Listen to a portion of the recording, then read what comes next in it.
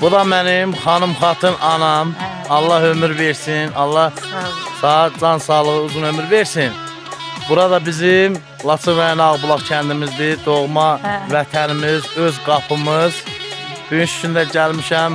Noyabr ayının 15-i 2025-ci il tarixi gündür. Bir də qar yağır. Köçürdürəm. Keçən illərin bu vaxt qarlamışdı. Amma bu günlərim qəşəng gün elədi, yaxşı hava elədi. İndi köçüb gedirik, o da mənim atamdır. Qapını açır ki, çıxar. Bax, burada bizim evimiz. Düzəltdiyin evdir.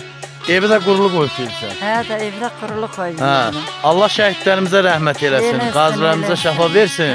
Prezidentimiz, ordumuzu Allah qorusun ki, ay mama.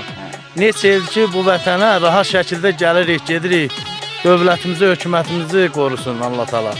Ona görə də biz dövlətə, hökumətimizə arxayın hər zaman yanında olan bir vətəndaş olaraq bugün üstündə öz evimizi qurulu qoyub gedirik öz ikinci vətənimiz Ağcabədiyə.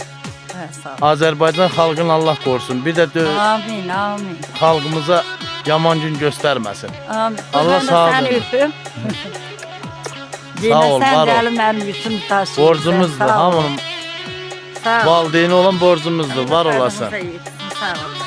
Ay papa, el qolun ağrımasın. Var olasan. Amin.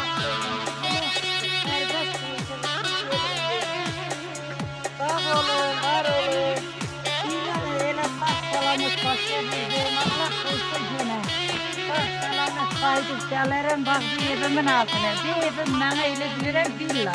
Bəli. Böyle için istirahatlı, rahat.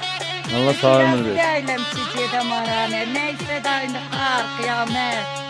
İnşallah. Yarın otu yoktu, qala bilmədim. Gələcəkdə yenə də gəlib öz qapında yaşayarsan evində.